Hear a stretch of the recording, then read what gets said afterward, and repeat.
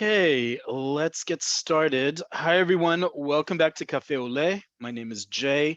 And as always, Cafe Oleh is here to help you with the Hebrew that you need in modern day Israel to survive and succeed, whether that's understanding your utility bills, going grocery shopping and reading nutritional labels, keeping up with the news, even at the most beginner's level of Hebrew, how to start a conversation, how to flirt, how to interview, all the everyday things we do in our respective countries of origin, respective native languages, but here in Israel in modern day Hebrew.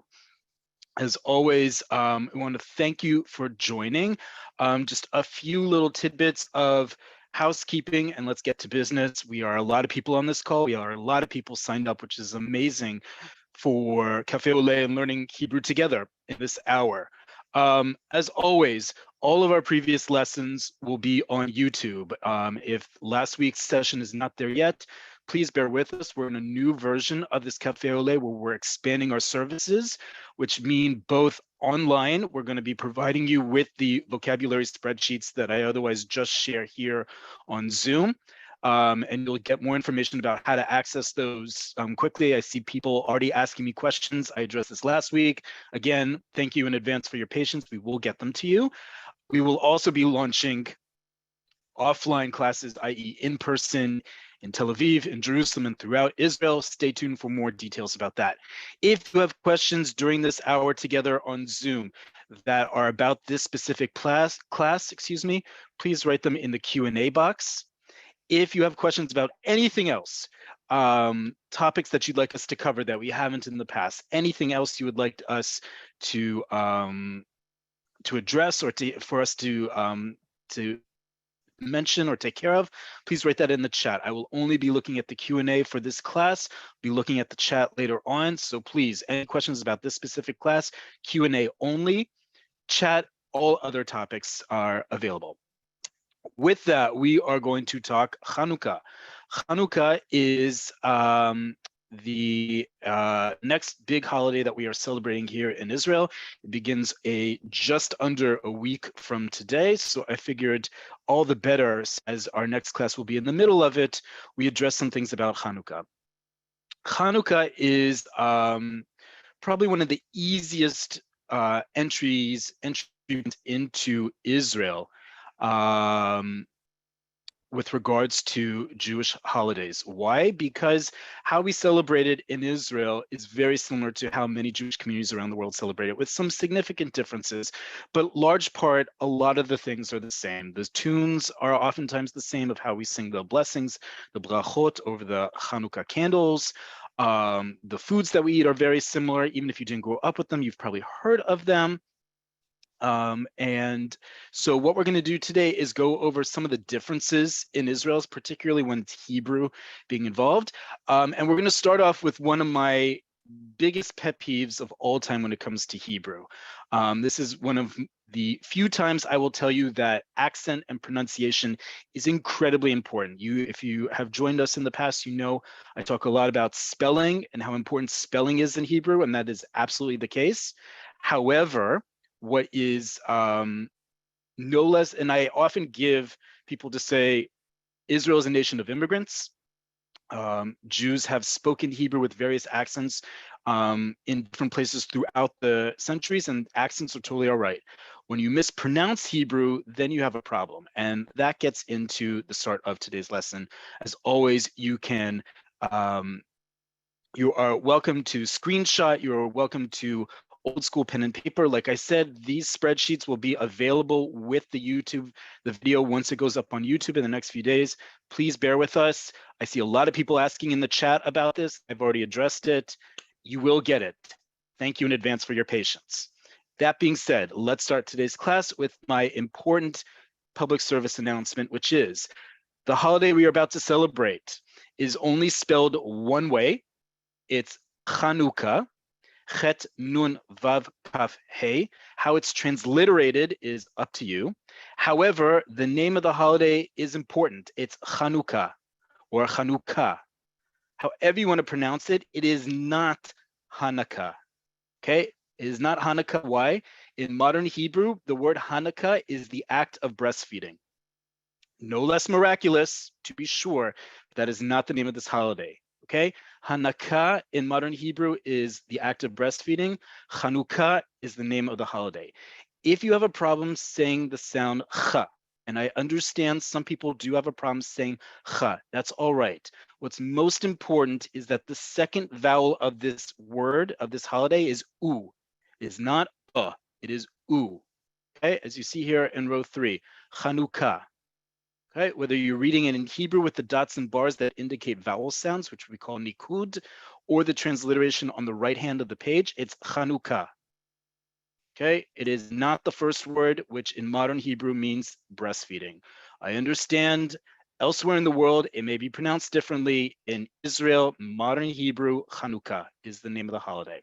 If you can't say cha, and you can simply say ha, or a more Sephardi or Mizrahi ha, that's also all right. But the second vowel, row 3, must be u.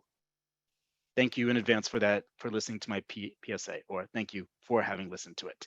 Let's get on with the rest of this lesson. So now that we've established the name of this holiday, Chanukah, let's talk a little bit more about the shoresh, the 3 letters that make up the root. Remember, shoresh means root in Hebrew.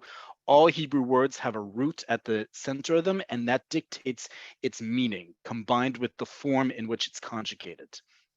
Okay. Chanukah, the root, as you see here in row 3, is chet nun kaf on the left-hand side. Okay, chet nun kaf. So from that, we get a whole bunch of other words that we use in everyday Hebrew, not just on this holiday. So first off, row 5, hanukiya. Hanukiya, many of you already know this word. Hanukiya is the specific menorah that we use on Hanukkah. Okay, menorah is one of the words we have in modern Hebrew that designates a lamp. Okay, olden times, when we use the word menorah in a particularly religious context, we're usually talking about any sort of candelabra. It can be have 7 candle holders or oil holders that we'll get to in a second, or it can have 9, depending on how big it is. Remember, Hanukkah, 8 days of miracle.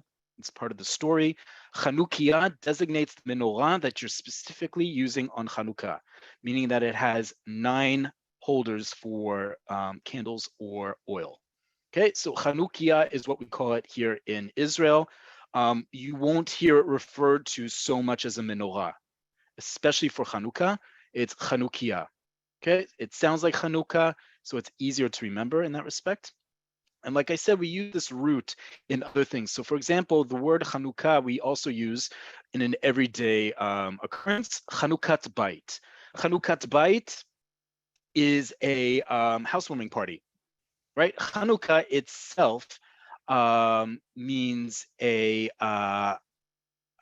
dedication or rededication, and that goes with the story of the holiday. And Chanukah Bait is how we say in modern Hebrew a housewarming party. Okay. Moving on, row 7, chinuch. Chinuch comes from the same root as Chanukah. Chinuch is education. Important word we use all the time here in Israel, an important value, not just in Israel, but in Jewish communities around the world. Chinuch means education. Chinuchi, all we have to do is add a yud to the end of many nouns to create an adjective, would be educational.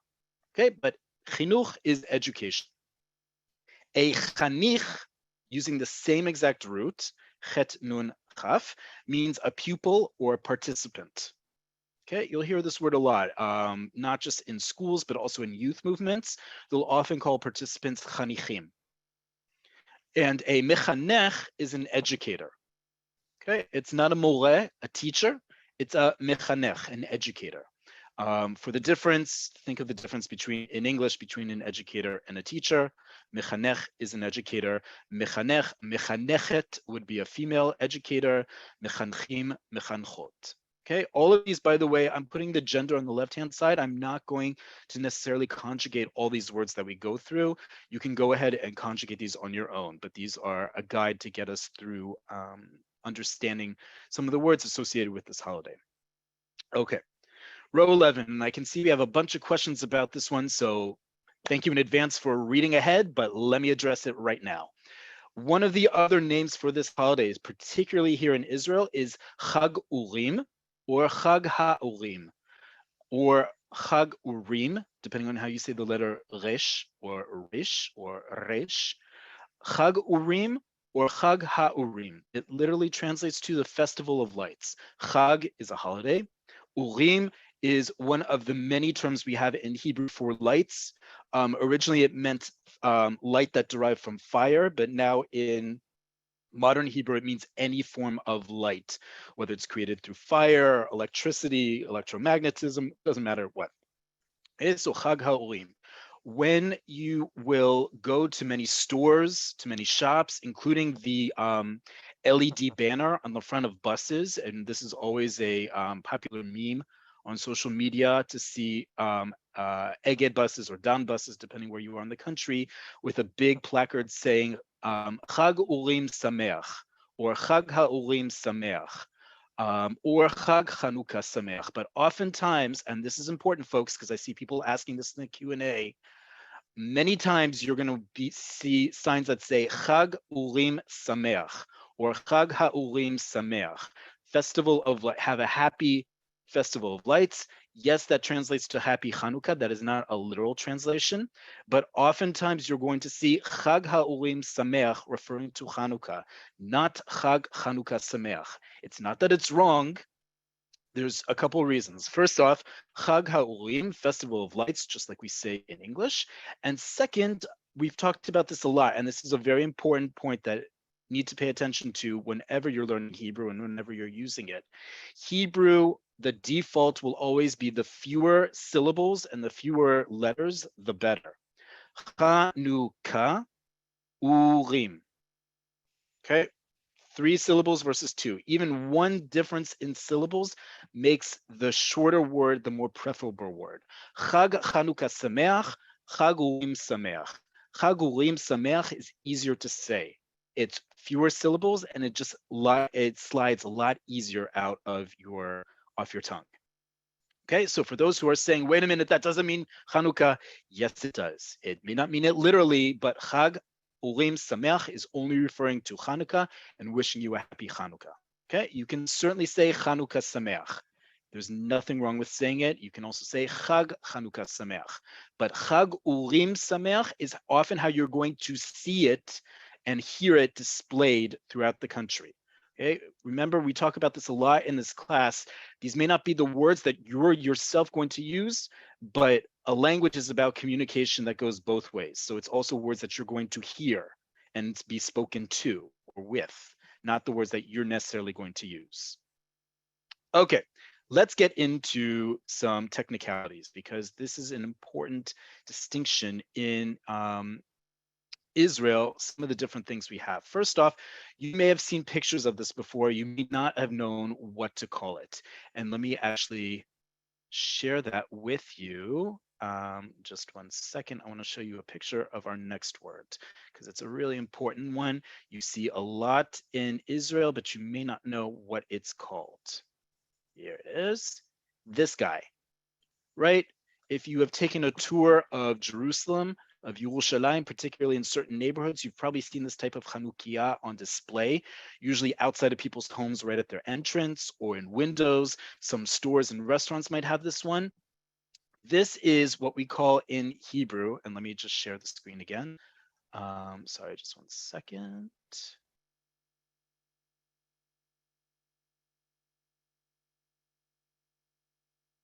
This is what we call in Hebrew a Beit Chanukiah. Okay, a Beit Chanukiah, our next word here. Beit comes from the word bait. You know that word means house. Beit is the compound form verb of bait when it comes before another noun to make up a new word, a compound word. Beit Chanukiah. Okay, and this is the self-closure that is either built into the Hanukkah or we place a Hanukkah into, so it can be displayed outside. Remember, one of the parts of this holiday in Aramaic is called Pirsume Denisa, the display of the miracle of the lights. And thus we're told we need to put the hanukiya by a window or somewhere where other people can see it, not just ourselves. So the idea of a beit hanukiya is that you can display it and the wind won't blow out the candles or the lights or the oil, whatever you're using, because it's enclosed. It's also referred to as an aquarium. This word in parentheses in row 14, aquarium. Aquarium is exactly what it sounds like. It's an aquarium, right? Because it kind of looks like an aquarium. It's a glass tank of a thing. Usually the top comes off and one of the sides comes up so you can light it and then close it up, and oxygen can still get to it so it feeds the fire. But Beit Chanukia or an aquarium are the two different ways we call that specific type of Chanukia. The other one you've probably are familiar with if you don't use it yourself, but you certainly recognize it, is what we call in Hebrew a Chanukiyat Pach. Okay, Chanukia, you know what that word is.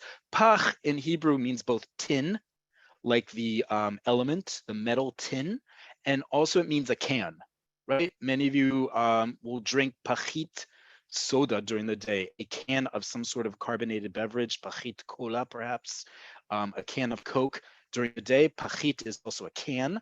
Pach is also a garbage can, any sort of can or receptacle. Chanukiyat Pach are those flimsy, what seem like disposable chanukiyot that oftentimes are given away, whether it's at a synagogue or Sunday school or on the street. It's thin. It's usually one piece that's then turned into and cut into the 9 candle holders. It's thin. It's lightweight. That's what we call in Hebrew chanukiyat pach. Okay. So if you're looking for that easy, lightweight metal kind that you may have gotten elsewhere in the world, or you're looking for it here in Israel, that is what is called chanukiyat pach. Okay, and it's referring to the thin metal that it's made out of. It's not referring to other forms of the word pach here. Okay. Ner and nerot. Ner or ner is a candle. Nerot are candles. Despite being conjugated in the what we're always told is the feminine plural, nerot, ner and nerot, candle and candles, is a masculine word. Okay. Anyone who knows the song Banu Choshech Legaresh, it's one of the songs we sing on Hanukkah. You can, if you sing it in your head or even aloud, if you have enough voice, hopefully, you'll remember that this word is masculine. Banu Choshech Legaresh. Kol echad, Banu Choshech Legaresh. Beyadenu or ve'esh, we have come to extinguish the darkness. In our hands is light and fire. Kol echad hu, what? Ner katan. Each one of us is a ner katan, a small light. Okay, ner katan.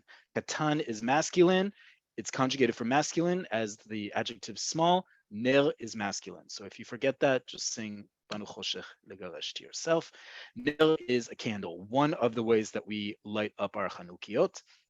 Part of a candle or other form of using a Chanukiah in Israel has a ptila or ptilot. Ptila is the wick. Okay, wick or wicks, ptilot. Ptila is one wick. Rather important when you're lighting a candle. And candles are made out of sha'ava. Sha'ava is wax. Okay. You can certainly find candles made out of all sorts of different types of waxes, but sha'ava is just the generic word for wax. And then this type of candle often goes with the Beit Chanukia, but not necessarily. There are plenty of Chanukiyot that don't need the aquarium to use these. These are often referred to if you're going supermarket shopping. And here I want to share with you what they look like. Just one second.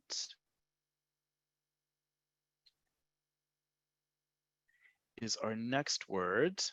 And this is actually the candle types of candles that I use, is this guy. Okay, these are called Kosiot Shemen Zait. You see at the bottom, left and right, these are little plastic disposable containers that have Shemen Zait. Shemen Zait, olive oil. Remember that this holiday is all about the miracle of the lights. That's one of its messages, not the only one. I know, folks. I know my Jewish history as well as you do. It's only one part of it, but part of the tradition is whether we use Shemen Zait, olive oil, like they did in Beit HaMikdash, in the temple in Jerusalem, or not. Many people do. And you can buy, in addition to nerot, candles, you can buy these individual containers, pre-filled. You can also fill them up yourself with liquid oil, or you can buy these. These come in a 44 pack, just like the 44 candles that you get, that you would normally get, whether it's colored ones that we all know, or some other kind, but 44 gets you through the entire holiday. And these come in a one pack, as you see, and you just plop each one out for every night that you need. These are called Cosiots. Kos is a cup. So the idea is that these are little cups with a wick inside, a ptila, and these have Shemen Zait. There are ones that have a mixture of Shemen Zait and other forms of oil. Let me just get back to our lesson here. Spreadsheet, yes. Okay, here, row 19, right? Kosiot Shemen Zait. If you're looking for that type of candle, excuse me, depending on your hanukiya, they're called Kosiot Shemen Zait. Sometimes they're also referred to as Kadei Shemen Zait, Kad being one of the terms we use during Hanukkah to describe the little container jug of oil that remained. The Kosiot Shemen Zait, and they will either come as mutzak or nozli. Mutzak means solid, and nozli means liquid. These are words that we use all the time in everyday Hebrew, not just for Hanukkah. From personal experience, folks, if you want to use this type of candle for your Hanukkah, go with the mutzak. It just means it's solid. It literally is solid. So if, God forbid, the container, flips over in your bag as you're doing your grocery shopping, or you accidentally gets knocked over, it's not going to be the mess that nozli will be, because the Shemen Zait, Kosiot Shemen Zait nozli, even if they have like a safety tip on top, cap on top, they get really messy really fast. Mutzak is the way to go if you like those candles. Okay, we did Chanukiot, we did Nerot and candles. Let's get to some food, because this holiday is a lot about the food. So, most important, levivot. Not the most, but one of the most important. Many of you are accustomed to eating levivot on this holiday. Levivot in modern Hebrew is the catch-all term, generic term for fritters, any kind of fritter. This word already appears in the Tanakh, in the Bible, and it was understood for many years that levivot were typically made from cheese or a dairy product. You can think of this in modern terms of like ricotta pancakes, right? But levivot as fritters only in the last 300-400 years became synonymous with potatoes, because remember, potatoes only came to the old world from the Americas in the 16th century, and even then they weren't adopted as edible products. They were thought to be poisonous, and they were given to animals. And then, because Jews were socioeconomically and culturally so far down on the rungs of Europe, they were then given to Jews. They realized they were edible and quite nutritious, hence potato pancakes. But levivot in modern Hebrew in Israel can be made out of anything and served all time of the year, right? Even the fanciest of places, delis certainly here in Tel Aviv, will have levivot zucchini or levivot tiras throughout the year, right? Zucchini is zucchini, tiras is corn. All sorts of different types of levivot are equally served on Hanukkah and throughout the year. If you are specifically looking for potato pancakes, we'll get to the word for potato in a second. That's levivot tapuchei adama. Levivot, and this is a compound word because levivot are fritters. Tapuchei adama, potatoes. You also probably know the Yiddish word latkes. Okay, latkes, when it's used as the word latkes referring to potato pancakes, it's typically going to be spelled as it is in Yiddish, with the ayin there at the end. Why? Those of you who know Yiddish, and we've talked about this before, Yiddish is a Germanic language that has Hebrew in it and uses the Hebrew alphabet. Because Germanic languages have letters that indicate vowel sounds and Hebrew does not, they get around it by making certain letters sound as vowels. So for example, the letter ayin in the Yiddish alphabet becomes an eh sound. So to ensure that you pronounce this as latkes, even in modern Hebrew in Israel, you'll see it spelled like this in row 22. Why? Because if you don't, you get this word. This word could be pronounced as a couple different things. It could be la tekes, to the ceremony. Tekes in modern Hebrew is a ceremony. So la tekes could be going to the ceremony if you just spell it like this. How it, la tekes, how I spelled that wrong, but see, all the more reason we don't use this. La tekes, tekes. And it can also, as you see here in English, be the cognate for the word latex. Latex is spelled also slightly differently, but it will be spelled like this. So best if you want to have specifically latkes, okay, to first off say latkes, emphasize that it's an S sound. The that we often use when we're saying certain words, like we talked about Hanukkah, right? Doesn't really exist in modern Hebrew. There are certain words that have it. It's actually a silent vowel. Okay, so if you want specifically potato pancakes, the Ashkenazi tradition, latkes. Okay, that's how you're going to pronounce it. Emphasis on the last syllable, latkes. Or levivot tapuchei adama. We'll get to that in a second. But definitely not latex. You don't want to be eating that.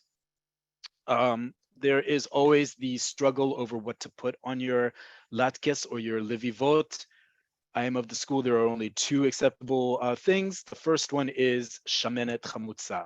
We've talked about dairy products in Israel a lot in the past, and we will continue doing it because it is both a gigantic world and often very confusing for people. You are looking for shamenet chamutza, sour cream. Nothing else. It literally means sour cream. Shamenet means cream, chamutza, sour. They usually come either in small rectangular containers that often look like yogurt containers, like individual ones that you snap off in the convenience store. And by the way, folks, it is okay to snap them off. You can take one, you can take two, you can take a whole bunch, but you don't have to take all the ones that are interconnected. You just snap off as many as you want to buy. And it'll say in small letters, Shemen et Chamutza, because it's so well ingrained in Israeli society what the label looks like. People don't need it in big letters to say Shemen et Chamutza because they're so accustomed to it. But it will say in black letters on the side, Shemen et Chamutza, and equally important, how much achuz shuman is in it. Achuz, percentage, shuman, fat. So if you like a good fatty Shemenet Chamutza, you're going to look for a higher number.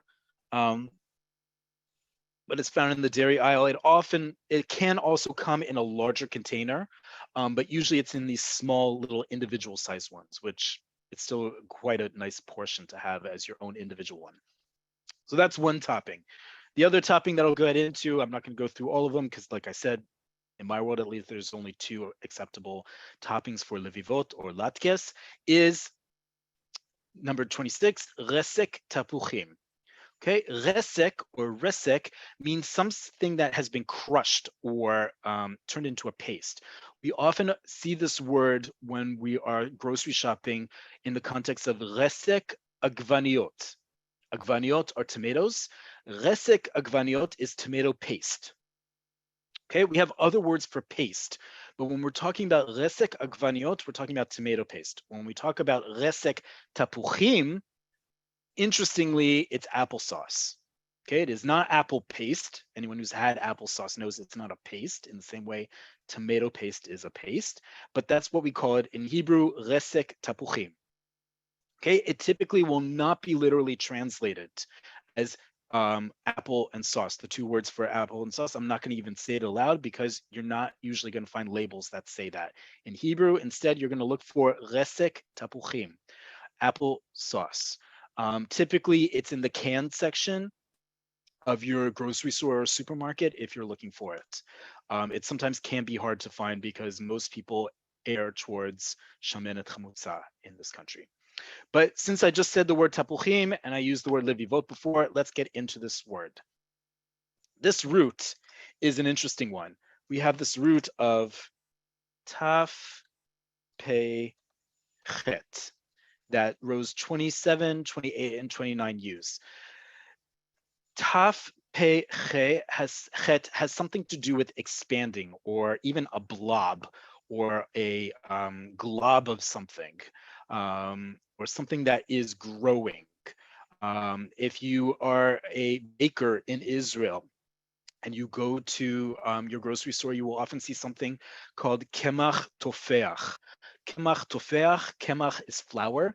Kemach tofeach is self-raising flour. It's flour that already has some yeast and baking powder or baking soda mixed into it. Okay, so from the same root, we get very interesting words. First off, with regards to Hanukkah, we get the word for potato in Hebrew. The word in modern Hebrew for potato is tapuach adama. Tapuach in everyday words and usually refers to an apple. We'll get to that in a second. And adama means the ground. Tapuach adama. Those of you who speak French, you already know how this works. Just like you say in French, pomme de terre, the apple of the earth. So too do we call a potato in Hebrew tapuach adama, apple of the earth. Again, one of the major proponents of eating potatoes came from France, when they realized that not only was it edible and safe to eat, but it was also very nutritious. So from that, Hebrew has adopted the same way that we create it in French, and I'm sure other languages too. You will often also see it abbreviated, because remember what I said before, folks, not just speaking, but also writing. If we can condense it into fewer syllables and or letters, the better. So row 27, you see this abbreviation, tet, pe, vav, 2 apostrophes, which we call gilshaim.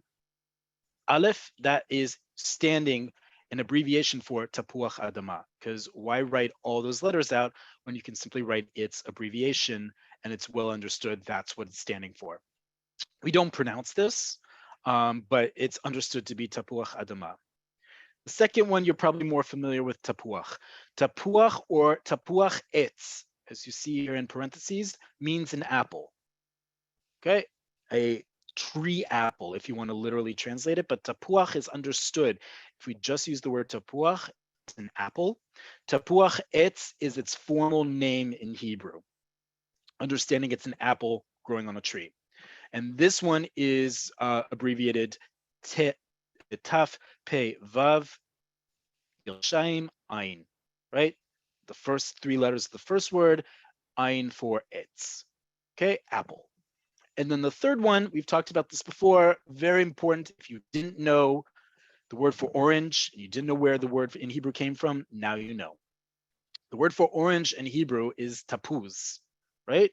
And tapuz is actually an abbreviation. It stands for tapuach zahav, a golden apple. Tapuach, apple, zahav, golden, right? Hebrew is one of the few languages in the world that doesn't derive it from 2 major sources, the word orange. Our word in English, orange, comes from South Asia. Orange is, in Hebrew, is tapuz, literally golden apple. We don't write tapuach zahav anymore. We don't even write these 2 apostrophes when we write tapuz or tapuzim, right? We simply just take it out, as I'm doing here, and it's tapuz. Same thing, just know that the word tapuz was created, means golden apple. A modern Hebrew invention, but an important one because we love our tapuzim, and we still do grow tapuzim here in Israel for our consumption as well as export. So an important word. Okay, let's get to one of the other most important foodstuffs in Israel, arguably one of the most popular when we are talking about this holiday, which is sufganiyot. Sufganiyot are probably the most popular food to eat here in Israel during Hanukkah. Interestingly enough, levivot and sufganiyot have a similar meaning of a fritter, of something fried in dough.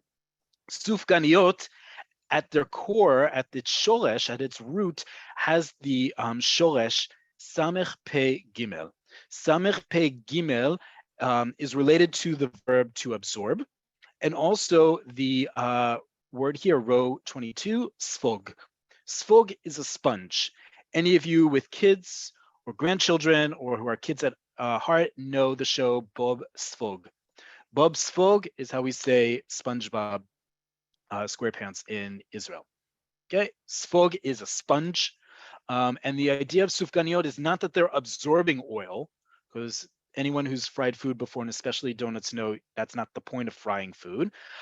It's rather when you cut into a sufganiya, it looks like a sponge inside with all those air holes created by the yeasty dough interacting with the hot oil.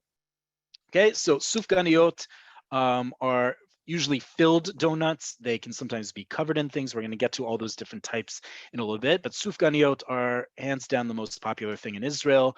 From the most basic ones you can get pretty much at any store or in your office or in your neighborhood, to the most gourmet kind you can think of with all sorts of inventive toppings.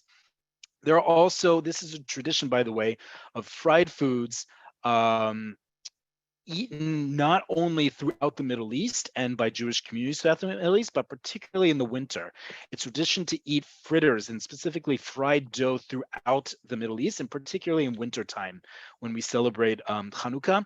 So some of you might come from communities that use other words for fried dough, or in your being here in Israel and encountering new Jewish communities you may not have encountered before in North America or Western Europe from other parts of the Middle East, you're going to hear other names assigned to some of these. So one of them is sphinge. Sphinge is particularly coming from Morocco and North Africa. You can even hear sphinge sufganiot. It has the same root in it, and it's their form of fried dough.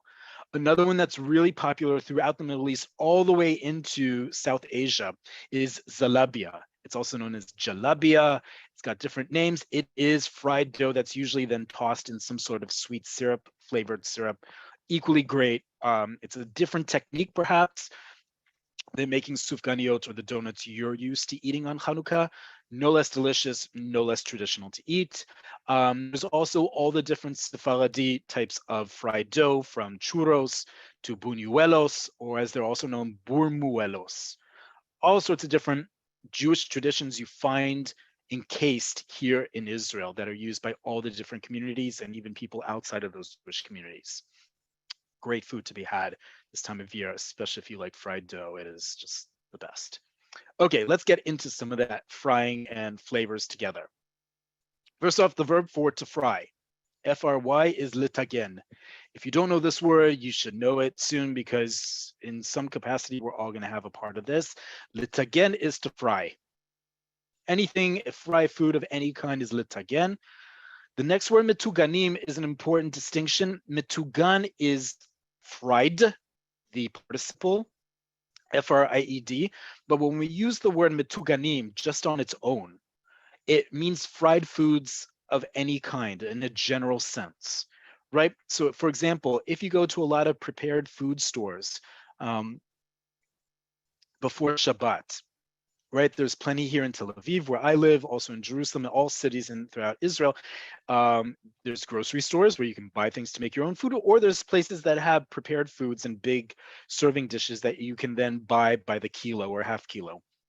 One of those things, because it's very traditional to have, are metuganim, right? Fried foods of all different kinds. They could be schnitzel, they could be kibbeh, also known as kube. It could be pastelim, which are a North African type of filled dumpling, all sorts of different things. But metuganim just means fried foods, or fried food in general. Okay, so if you are a fellow American like myself, you loved your fried food, you love your fried food, metuganim is what you're going to look for when all else fails. Okay, some of the words that you're going to need, because again, sufganiyot are really popular in Israel. Everyone comes up with very inventive things, from the bakery and conditoria to all sorts of different places. We'll have all sorts of different types. and you're going to want to navigate through the menu. I'm not going to go through every single iteration of sufganiyot that there will be in this country because people get very creative with them. But these are the words that are going to help define what part of the sufganiya is flavored and with what. Excuse me. First off is the word tzipui. Tzipui means coating. Okay, those of you who have ever gone home goods shopping in Israel, you know the words tzipa and tzipit. These are the words for a duvet cover and a pillowcase cover, respectively. Tzipui means coating. We usually use this word when we're talking about food. Or you also know the word mitzupeh, means covered, right? So something that is covered, something that is mitzupeh b'shokolad is covered in chocolate. Tzipui means coating, right? When it comes to sufganiyot, it could be tzipui shel tzipui sukar or tzipui shel sukar of sugar coating, right? Like granulated sugar coating. It could be im tzipui chocolate. It could be chocolate covered. Tzipui ribat chalav, dulce de leche, or milk jam coating. Any of these words, tzipui refers to the outside of something, the coating that it gets. And the opposite of that is milui. Milui is the filling. Okay, so anything that has a filling, it'll be prefaced by the word milui. Okay, so milui shel chocolate, milui shel anything else, or milui shel, our next word, milui shel riba or riba. Riba is jam or jelly. Either one is riba in Hebrew. Those of you who are looking for a quote unquote traditional filling of jam, particularly that nondescript tasting red jam, you're going to look for ribui shel riba or ribui riba. Sometimes it'll just milui riba, excuse me. It'll be called milui shel riba or milui riba, jam filled. Okay, sufganiyot im milui riba is usually how it's going to be written. Sufganiyot with a jelly filling, a jam filling. If it's a more creative, inventive place, it'll specify what kind of jam. If it just says shel riba, it means that red jam doesn't really taste like anything except the color red, perhaps. And another filling that's very popular when we get more creative here in Israel with it is crème. Crème is simply the word for cream. That could be moisturizer that you put on yourself. That could also be edible cream in the form of crème pâtissière or any kind of filling, in this case for sufganiyot, that you would put inside a pipe into a sufganiya. Really tasty ones out there. I'd love to see and hear pics of what your favorite ones are. Definitely share your sufganiyot, what either you make at home or much easier buy outside. Okay. And then finally, another important part of this holiday, or one that can't get lost on us, are some of the things we do, whether we're at a misibat Chanukah, a Hanukkah party, or we're just celebrating at home. Oftentimes people will have a misibat Chanukah at work, a Hanukkah party at work. One of the things I always love about this holiday in Israel is that no matter how supposedly chiloni, secular someone is, when it comes to Hanukkah, they're able to sing along with all the brachot, with all the blessings, all the traditional songs we sing after the candle lighting, after hadlakat nerot. It's really nice to see. One of the other traditions is, as you know, a svivon, or svivon, as it's said in modern Hebrew, also known in more Ashkenazi Hebrew, a dreidel, right? Svivon comes from the same root as to turn around or to cause something to turn around. Svivon is a dreidel. Remember, in Israel, it is nun gimel hey pei, because it stands for Nes Gadol Haya Po. A great miracle happened here. So as opposed to elsewhere in the world, it says Nun Gimel He Shin, Nes Gadol Haya Sham, right? A great miracle happened there. We're in Israel, Nes Gadol Haya Po, with a pei. So if you're looking for the Shin one in Israel, you're looking in the wrong place, unless it's for tourists, people who don't live here. You live here now in Israel, Mazal Tov, it's Nes Gadol Haya Po, here in our ancestral land. And then finally, before I take some questions, is what do we call those gilded coins of chocolate or somewhat good chocolate this time of year? Is in Hebrew, we'll either call them Dmei Hanukkah or matbeot chocolate. Matbeot chocolate is the literal translation. It is gold coins. They all mean gelt. They all mean coins and money of some kind. That ceremonial kind that is either given as a gift or is used when playing with a svivon in terms of gambling. But matbeot chocolate, matbeot are coins. Matbeot and chocolate, chocolate. Dmei Chanukah, Dmei is actually an Aramaic word that we use all the time in everyday Hebrew, and we've talked about this word. Dmei can mean money. It can also mean fee, F-E-E, right? So if you're going to a place, a party, for example, that has a Dmei Knisa, that's an entrance fee. Excuse me, or Dmei Hishtatfut, participation fee. Okay, Dmei in modern Hebrew comes from Aramaic. It means fee or money. Dmei Chanukah, in this respect, refers to gelt. Those coins of chocolate that are then covered in a metallic cover.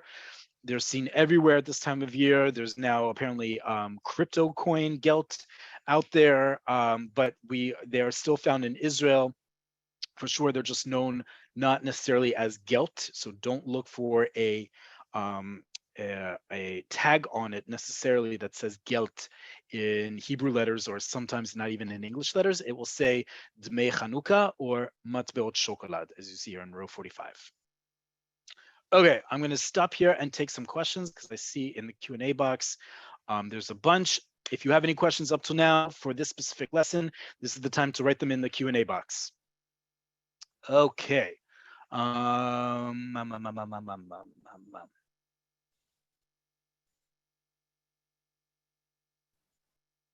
Great question. Please repeat the suffix that creates educational from education. Great question. Let me get to that. So one of the ways that Hebrew is amazing in general, but particularly when it comes to creation of words. I said that before that Hebrew is a very conservative language, conservative in the amount of words that we have, but it's also you can create words all the time.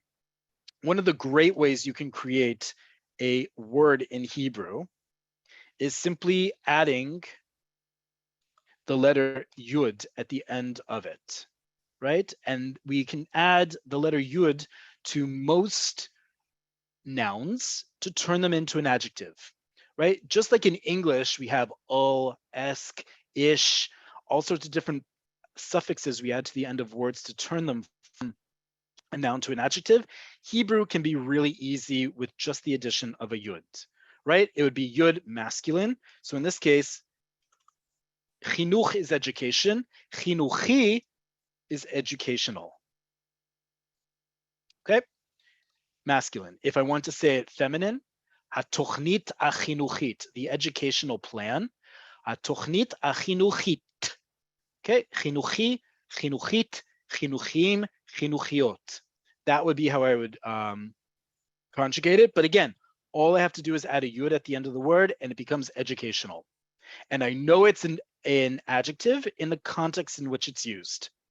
Okay, very simple. Context in any language is going to be your guide here. If you can pick out some of the other words, if you can understand the word that comes before this one, you can figure out what it means. So in this case, chinuchi, because it's an adjective, will always be preceded by a noun.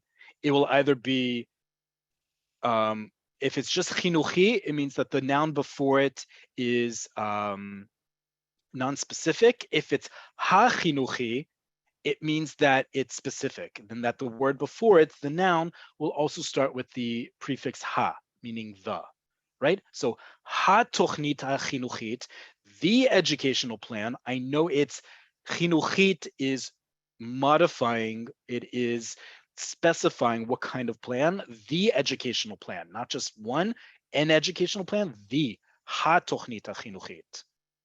Okay, so very important, really useful. You can do this to the vast majority of words in Hebrew. Even if you don't think that you can figure out what its specific word is, chances are the adjective that you're looking for is simply adding a yud to its noun. Really simple, really easy. Okay. Greg, why are there two vowels together? Is that like the letter W in wax? Great question, Greg. If you saw with the word aquarium, you saw two vowels. We've talked about this before when it comes to transliteration. When we're transliterating words from outside of Hebrew into Hebrew with Hebrew letters, we have to be sure that we're pronouncing it in a certain way. Aquarium is often written with two vowels. Why? Not just because the original version is aquarium, as that wa sound, and wa in transliterated into Hebrew is usually written with two vavs, as you see here. But it's also important to write two vavs because if I didn't, I wouldn't know how to pronounce this word, and I could pronounce it incredibly incorrectly because vav is one of the letters we use in Hebrew to also indicate a vowel sound. Remember, look at this word, akvalium. Okay, you see here, the second to last letter is a vav, but we don't pronounce it like va, we pronounce it like u. Vav is one of the three letters in Hebrew that can also take a vowel sound, can represent a vowel sound. So if I wasn't writing these with the dots and bars like you do in everyday Hebrew, and remember that, folks, I give you a lot of treats in these classes, one of which is I write out the nikud for you, because in everyday Hebrew, you're not going to see these, the dots and the bars. It would be written without all of that, and you would have to know that's aquarium, and I would know it's aquarium or aquarium, and I would know that there would be two vowels that are usually written without the vowels to indicate that it's a v sound, aquarium. Because otherwise, I could pronounce that in a very incorrect way. I'm not going to even attempt it here so as not to confuse everyone. But really good, important question there. Thank you for asking. Ellen, to say vegan sour cream, shamenet chamutza tivonit. Okay, shamenet, great question, Ellen. Shamenet is feminine, and so any adjective that's modifying it also has to be feminine, right? We conjugate based on gender. So shamenet tivonit. Okay, but absolutely, the word for vegan is tivoni, feminine tivonit. Susan, girshaim, and chupchik are the same thing. Chupchik is the slang term for girshaim. It's those apostrophes that we were talking about before. Okay.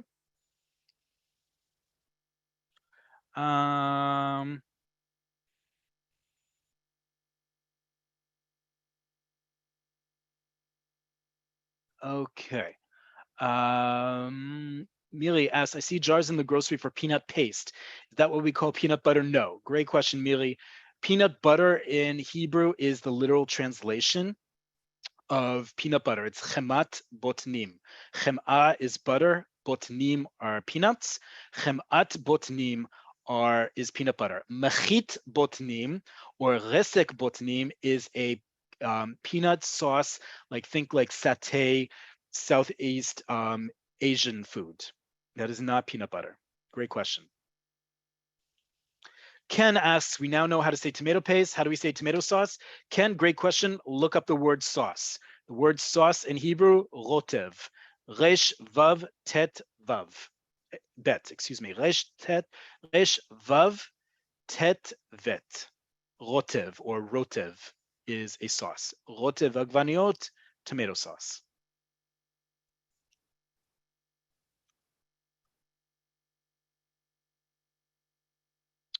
I see a question about transliteration from Hebrew into English. Let me do that. Someone is asking about the difference between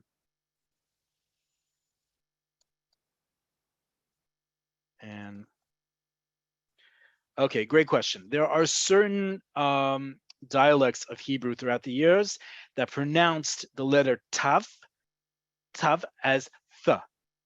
Just like there are some communities throughout the years that have pronounced a tav without a dot in the middle, that dagesh, that it's called a sa. Modern Hebrew, we don't have either of those. It's only ta.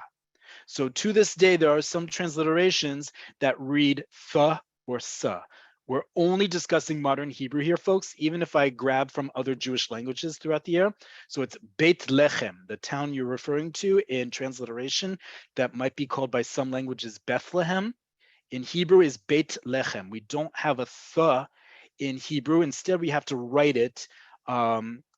We've covered this before in transliteration. I would ask you all to go to the YouTube channel playlist with all of our previous lessons. All you have to do is go to youtube.com, type in Cafe Oleh. You'll see all of our previous lessons, one of which is on transliteration. And I go through the various letters that we create to approximate sounds not found natively in Hebrew. One of them is taf with a geresh, an apostrophe, a chupchik, whatever you want to call that apostrophe. Taf with a geresh in modern Hebrew is pronounced as th, th in English. Great question. Okay. Susan, I explained the difference between rotev and resek. Sorry to call your name out. It's just you asked the question. I already explained this. Resek is usually paste.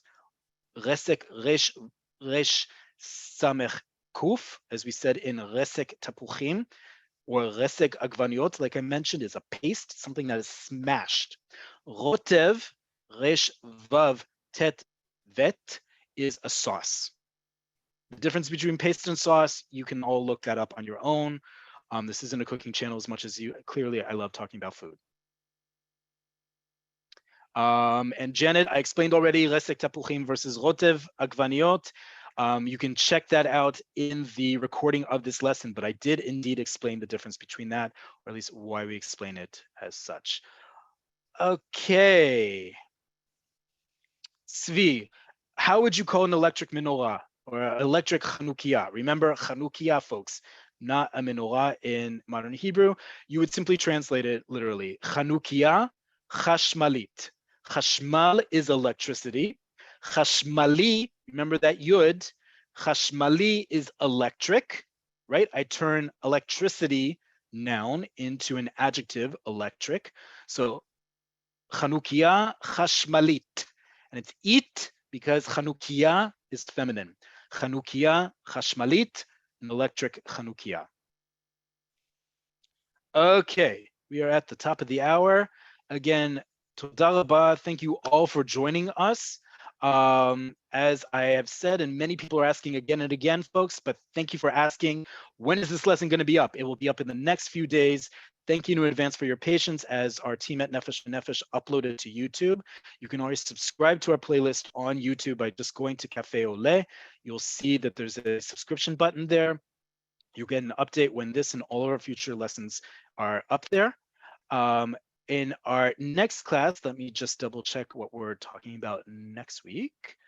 Give me 1 second. Next week, we will be talking about one of my absolute favorite topics, media literacy, meaning how do you read the news in Israel in Hebrew, even at the most introductory level of knowing the language, how to navigate around a page of news here in Israel, in Hebrew, particularly online, so anyone can read it from around the world. Again, toda rabah, thank you all for joining. This class will be up in the next few days on YouTube, and because the holiday begins before I next see you, Chag Urim Sameach, have a happy Chanukah, remember, and I will see you all next week. Take care.